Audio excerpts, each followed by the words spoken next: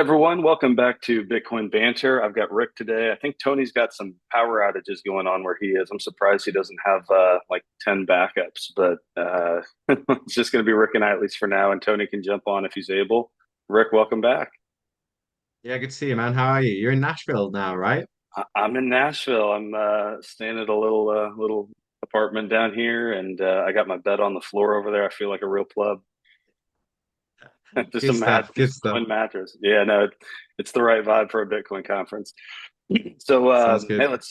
let's jump right into the news. I've you shared a few things that I think are interesting, and first of all, I gotta give you some major credit. You were right. You were last week we were talking about Elon Musk throwing laser eyes on, and you didn't necessarily call it out that he was trolling, but you said, I'm open to anything. I've seen this. Elon's kind of a troll, and his laser eyes are gone. And now they have removed the Bitcoin emoji from the Bitcoin hashtag on the X. Would you like to revel in the glory of being right?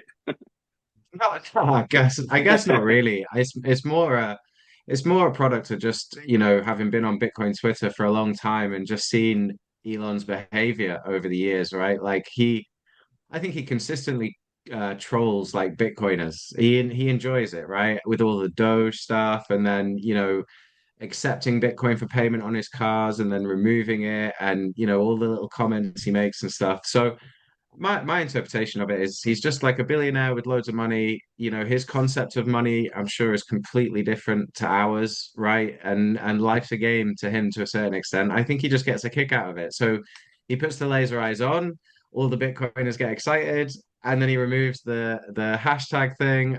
To be honest, yeah, I think he's just having a giggle, to be honest. So I try, there's things that Musk does that I like, right? Like supporting free speech, that's great. And I like the way he comments on some of the problems of the US government and further afield is good.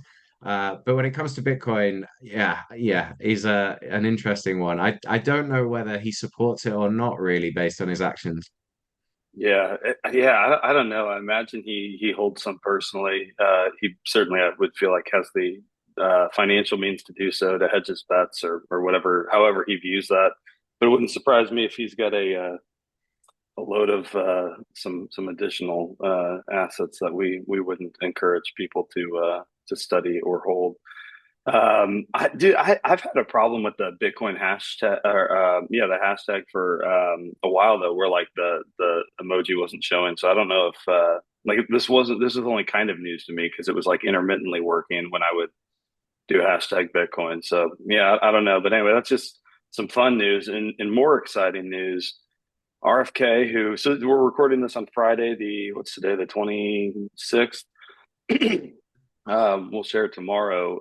But RFK, who's going to be down here, and I think speaking today, actually, went on CNBC and said the off ramp for the money printing machine is Bitcoin. And I actually saw a clip of him too, of him saying it might have been here in Nashville. He was chatting. He said that after he left last year, he ended up putting most of his net worth in Bitcoin. Uh, I think you take any politician's words with a grain of salt, but I like RFK. He seems like the real deal. He seems like a good guy. He seems to certainly understand some of this. He understands the problems, I think, much better than most politicians do that we face. Now, whether or not you agree with the conclusions at which he arrives in terms of policy is obviously another matter. But it's pretty cool to have someone of his intellect and in my personal view his earnestness on the side of Bitcoin.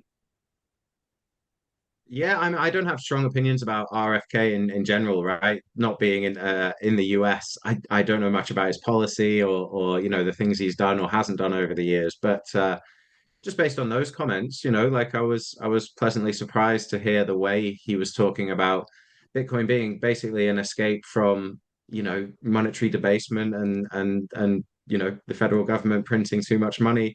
So yeah, I mean, it sounds to me like very much that he gets it, right? That gets right to the crux of the problem, and it suggests that he's understood it. And I saw him in another clip, just a short clip that was, him talking about him putting most of his net worth into Bitcoin, that he's committed and that he's got no plans to sell it, even though he's held it for a little bit now. I think the interviewer asked like he'd maybe doubled his money or something. I mean, money, we're talking about dollars, not really money, but he seems to be like, yeah, fairly uninterested in sort of taking profit. So, it does allude to maybe he's moved out of that sort of fiat mindset to be thinking that way. So again, it's all kind of crazy, right? It's all coming quite thick and fast, is what I think's quite interesting, right? Like we talked just last week and maybe touched on it the week before about the Republican Party's comments on Bitcoin and self-custody and CBDCs and all this stuff, and the language there was very very strong, right, in support of Bitcoin and actually not just Bitcoin as an asset, but Bitcoin as a tool for freedom and self-sovereignty. And then to hear RFK make such strong statements about money printing and inflation and that he's right behind Bitcoin, I mean, these are presidential candidates. So, that's yes, there's no way to get away from it. It's pretty crazy what we're hearing. And yeah, I'm quietly optimistic that this is a trend where just more of the world's getting on, but also I'm holding on to that shred of skepticism about anything that politicians do because, well, at the end of the day, we don't actually need their permission anyway. So we're going to do it anyway. They're either coming or they're not. If they come, that's great for them. If they don't, well, who cares? Yeah. There's obviously a lot of truth to the meme that we don't, Bitcoin doesn't need politicians, politicians need Bitcoin. At the same time, short term, they can make our lives, more miserable or really elongate the time horizon for Bitcoins for something, akin to hyper Bitcoinization. So, um, yeah, I don't cling to every word that any politician says about Bitcoin, but I'm grateful that the trajectory seems to be a positive one, and we'll just have to play it out and see who takes office in November and what they actually do when the rubber meets the road. But yeah, Hope is, yeah, bullish sorry to regardless. No, no. I was just gonna say, like you triggered something in my brain, which is that like politicians, they're meant to be public servants, right? They're meant to answer to the people, and I think we've now reached a world through the money printing that gives them outsized power. We've given them too much sort of credence, too much influence over our lives. So I like the idea that the politicians are coming along, but I also like the idea that we strip the power away from them and that Bitcoin gives us a tool that we're the ones in charge. And like what I want from my politicians is like the bin collection works, the underground train system works, the roads are paved and not full of potholes. What we don't want is these like omnipotent beings that try and control every facet of our life and how we think and how we behave and sort of lean on our freedoms. And I think that's what excites me most is, I very much see it as they're not endorsing Bitcoin or giving us permission so much as they are actually capitulating to it because they've figured out earlier than the rest of them, like this is going to strip us of our, our power. The way we're going to have to do it is either get on board or get left behind. So fingers crossed that's what we're seeing, but time will tell, I guess. Yeah, no, I think that's a great way of framing it. And then last, we'll talk a little bit about the conference, but last but not least, um, if you didn't already hate the government, here's one more reason to do so. 76%, over three quarters of all personal income tax went to servicing the 34 trillion national debt here in the United States. And Peter St. Onge is awesome, and he sort of talks about FDR and Richard Nixon, the New Deal, leaving the gold standard. He says together they broke the dollar. I would probably add to that no politician since has been particularly helpful in alleviating, but rather exacerbating the issues. But I mean, this is what I think a lot of people. So Nayib Bukele of El Salvador, he gave you've probably seen the speech, but one of the things he said was, so if the government can print money, why do you pay taxes? And it's to give you the illusion that you're funding the government. And this is like the paradigm that the masses need to step into, that they need to recognize, like you are working your ass off for all week long, all year long. You get a couple weeks break, and when they take that pay your paycheck and take 20, 30, 40% of it, all you're doing is paying past incompetence from the government, like, or at least three-quarters of what you're doing is paying down past incompetence of the federal government. And that would really piss a lot of people off if they internalize that. But what they think they're doing is paving the roads and funding the military and the police force, and there's self-protection and those sorts of things. And it's like, no, they're just they're just taking on more debt to fund most things, or printing money to fund others. Like, it's really this, like, you're just paying interest on stuff that politicians have decided to unilaterally do. Any comments? I don't know what the situation is in the UK in terms of the numbers, but I can't imagine I it's mean, dissimilar. And it's the same system, I mean, the numbers are getting absolutely astonishing everywhere now. I think that's the bottom line. But it's interesting you bring up Bukele and what he said, because I might even want to go one step further than what he said. I think there's more to it than it just being the illusion that you fund the government. I mean, that is the trick that they're pulling here. But I think it's more than that, because you asked, well, if they can print money to fund whatever crazy stuff they want to fund, then why do they need to tax me as well? And that's a really interesting question, right? Because if they can create as much money, it doesn't make any sense.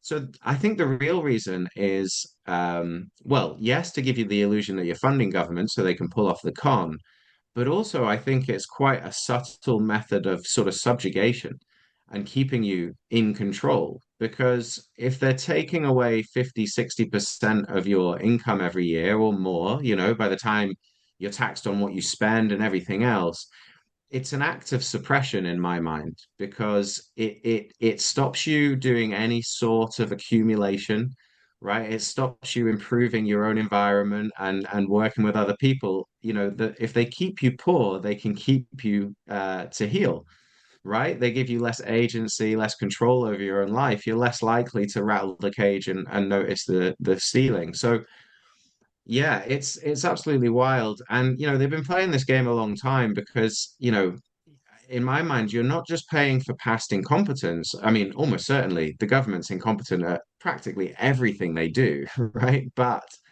I think it's worse than that. I think you're paying for their past theft. It's not so much that they're just wasting it, which they do. Like, they can never pave a road without making a total mess of it, right? Or spending way too much money, but actually they're stealing it as well, right? So that's what you're paying for, where three-quarters of these dollars are going is into the wrong people's pockets, who provide no value to society. Their entire existence is parasitical, right? Like, they don't produce anything. They just sit there creaming off of everybody else. And the problem is, this Ponzi scheme can only last for so long. Like, I watched that video you sent, right? And I just jotted down some of the numbers that really made me just go, wow. They said in June they raised 185 billion in income tax, but they spent 140 billion just on interest payments on the debt. Like, the numbers are getting really silly. And apparently this has gone up by 8% in 1 year. And they're suggesting that if that trajectory continues, that in 6 years, the interest payments will be more than the income tax. And surely at that point, the cat is out of the bag, because, like, well, how are you paying for the rest? And the answer has to be by printing money. So they're in big trouble here. There's no way, there's no real way out of it, right? They're either gonna default on the debt or hyperinflate the currency. And if we learn anything from history, it's that governments almost always pick option two, right? The Romans did it, centuries ago, right? With the coin clipping, right? Instead of defaulting, what they'll do is they'll just stretch the money further and further and further until we end up in Weimar, Germany. So yeah, it's astonishing how bad it is. I think we know how this all ends. That's why we're in Bitcoin, right? But it's concerning, to say the least. Yeah. yeah, I think the people who've been betting on fiscal responsibility, austerity measures, they're gonna get their faces ripped off, and yeah, they're not gonna default. There's not gonna be a hard default on the debt. I mean, money printing is is the only politically viable way, and politicians seek the path of least resistance time and time again. I think you're to your point, history repeats itself. But yeah, man, it's the hard thing I think is just like if I just said that like what was the exact sentence? 76% of all personal income tax last month went to servicing the $34 trillion debt. Like I think if I just said that sentence to 8 out of 10 people in my life, they wouldn't even understand what I meant by that. Like we're so like financially and economically illiterate that they it wouldn't translate into like we have to pay interest on this debt and it's a completely unproductive expense. And so you're basically just pouring money into the government to fund irresponsibility. Like that, most people just wouldn't get it. And so I think we need to achieve some like minimum level of macro and financial IQ in our country for people to even begin to recognize the problem. That's why like the only way you can orange pill someone is either they're like already primed for it, they kind of get it a little bit, or you really have a chance to sit down with them and like explain what's going on. Like this is what this means, and here are options A and B. Effectively, are really the two, and option B is what it's they're going to print. Like that's at the end of the day. And what happens when they print money? Well, your home price goes up, but not really.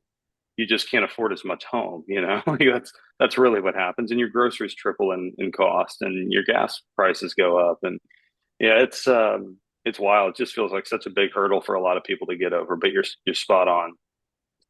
Yeah, and Uh that's why the education piece is so difficult, right? Is they don't teach money in school for a reason. They don't want you to understand it because then the game is up. And I think it's going to take a wee while for people to figure it out. And what I'm also expecting and a bit nervous about, if I'm honest, is that when this thing goes pop, they are not going to admit that it was their mistakes or their greed that led to this. They're probably going to blame Bitcoiners. And we should be ready for a future where the world's just a little bit crazy, people are a little bit desperate, and people are incorrectly pointing fingers at Bitcoiners saying that we caused it. Like that is what I'm fully expecting to happen. yeah, unfortunately, I think you're probably right about that. I guess last but not least, so I'm down here for in Nashville for the Bitcoin conference. So if you see the black hat and the gray shirt, come say hi. I even got a haircut, which Rick, you astutely pointed out, I no one's gonna see because I just put my hat back on. Uh, yeah, it's this is a so this is my first big Bitcoin conference, and so it's a very different event than anything I've been to before. I was just looking over the agenda, just lots of good speakers. It's like it's one of those things you just can't go see everything because there's, you know, I don't know, 8 stages or something like that. But it's cool to see like all the hype is obviously around RFK and Trump and you know these sorts of people. And again, like I think that's awesome. I'm not enamored with anyone in particular, but appreciative that that seems to be the path that we're on. But there are so many just good learning opportunities, you know, good speakers on, you know, how are we, and there are plenty of stupid topics too, but like, you know, the Lightning Network and policy and mining, and you know, it's exciting to just see the diverse range of areas of expertise that come together for an event like this to talk about what they're doing and why how they're you know improving the network, bringing education across the globe, just all sorts of good stuff. So I'm bullish. Yeah, it's wild, man. I shared a tweet on the Bitcoin Way account just yesterday, right? And I put a picture of Andreas talking, teaching Bitcoin in 2013 on a stage, right? And there's like a whole load of empty chairs and like two people are watching. And then, to juxtapose that, I put a picture of the Bitcoin conference center and stuff like that. And it just, well, that was 11 years ago. Now, 11 years is like, that's a serious chunk of time, right? But in the grand scheme of things, it's not that long. So to see, where we were and now looking at a conference like this, it's really mind-boggling. It's absolutely crazy, and it makes you really wonder where will we be in 10 years, right? So yeah, I'm jealous, man. Like it should be exciting. What do you think you're most excited about if you had to pick one thing? not standing in line to see Trump speak. I'm gonna give it a try, but I've been forewarned that it could be wild. I'm trying to think of who a few speakers were that I saw. I mean, so like mining is a rabbit hole I have not gone down deeply. Like I get how Bitcoin can help balance the grid and promote renewables and like all that stuff. It I know it's important, but it's not like a topic that interests me that much. But it's something I want to start to learn more about, and probably for me, like less so the societal impact, but more just like the technology and like as I think like I'm really intrigued by like what ocean mining is doing, and so I think there's a speech on or a talk, a panel on mining decentralization. So I'm hoping to get to some of those. It's just hard because there's like five people speaking at different times. I already saw one or two that over, or it's like, oh, I need to go see that. I scrolled down. It's like 10 minutes later, another talk starts. I was like, oh, I want to see that one too. So I just need to like sit down before I head out here in a few minutes and like piece it all together and figure out what my day looks like. Yeah, I mean, I've reached a point now with the Bitcoin conferences that I've given up trying to see the talks because I know I can watch them on YouTube when I get home. So what I try and do is like maximize the things I can't do when I'm at home, which is like, oh, it's always my favorite just meeting other Bitcoiners. I've met some of the coolest people I know that I've become like firm friends with, and that's what always gives me the most buzz. So like half the time I pay for this stupid ticket, right? God knows what price to whatever Bitcoin conference, and then I'm sitting on a bench outside chatting to people for 2 days straight, and we could have just gone to a local cafe, right? But the energy is cool. Like I think it's going to be absolutely mad, and like I'm not going to lie, like I would definitely go and see Trump speak because the The buzz, atmosphere in the yeah, room is going to just be it's gonna be like being like a heavyweight boxing match or something, like for the belt or something. So yeah, no, I'm jealous, man. I'm interested to hear all about it when you get back. And I had a thought, if you do make like really good pals with someone there, maybe we could get them on the Bitcoin Banter pod to tell us like what their experience was like afterwards. That might be quite kind of interesting, right? definitely, you definitely, yeah. I agree with you. I'm gonna walk around and hopefully go meet a lot of people who I've interviewed, who I've chatted with, and in my brief time with the Bitcoin Way, and make some good connections because it's just such an interesting group of people. It's unlike anything I've ever worked in before. Very cool, man. So Very cool. looking Well, I'll leave you forward to to it. it. You need to get going. Go and check it I out. know.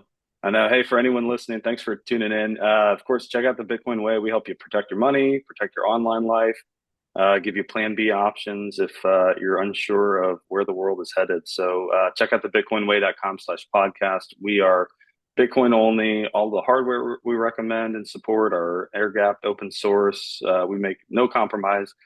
Check us out, the bitcoinway.com/podcast. We'd love to chat with you and teach you more about what it is we do. And in the meantime, we'll be back next week with Bitcoin Banter and keep it. Hey, follow us on X at the Bitcoin Way _. I'll be hopefully Rick passing some good content along to you and some if I work up the nerve to pull out my selfie stick and I don't have a selfie stick, but videotape myself, I'll do that. If nothing else, we'll have some good pictures. Cool, cool. All right. Enjoy All yourself, right. man. Thanks, man. Cheers, everyone. Bye now.